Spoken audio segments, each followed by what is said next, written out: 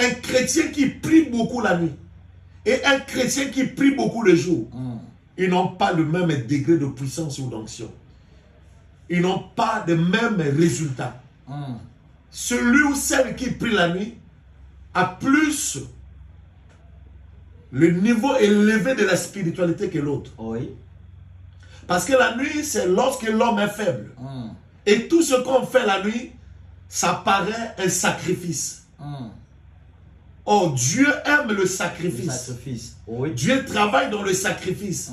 La raison pour laquelle lui-même, pour libérer l'humanité, il s'est sacrifié. Tout ce qui commence par un sacrifice finira par les chants de l'allégresse. Wow. Tout ce qui commence par un sacrifice finira toujours par la joie, finira toujours par l'élévation, finira toujours par le succès. Demande à des hommes de Dieu qui manifestent la puissance, qui manifestent l'onction aujourd'hui, qui sont élevés aujourd'hui. Ils te diront que ce sont des fruits des sacrifices. Dans la vie, si tu n'acceptes pas à se sacrifier aujourd'hui, ne t'attends pas d'une bonne vie demain. La bonne vie que tu vas vivre demain, ça va de pair au niveau de tes sacrifices d'aujourd'hui. Tu ne peux pas être élevé au-delà de tes sacrifices. L'homme est toujours béni, élevé par rapport à des sacrifices du présent.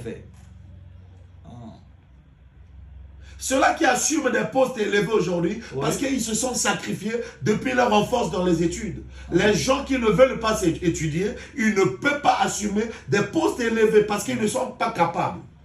Pourquoi? Parce qu'ils n'ont pas étudié. Étudier aussi, c'est un sacrifice. Se réveiller au milieu de la nuit, lire, être au tableau, c'est pas facile. Se réveiller très tôt le matin, se laver, d'aller à l'école. C'est un sacrifice. Effectivement, pasteur. Tu veux l'onction, tu veux conserver l'onction, tu veux être élevé, tu veux avoir des victoires spirituelles, sacrifie-toi d'abord. Si David arrivait de terrasser Goliath, c'était le fruit des sacrifices.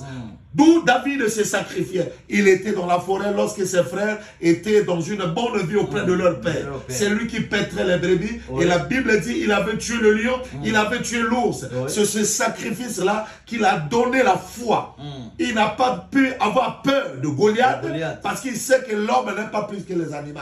Et ces animaux qu'il a pu détruire, c'était des animaux féroces. Féroces, oui. En tout cas,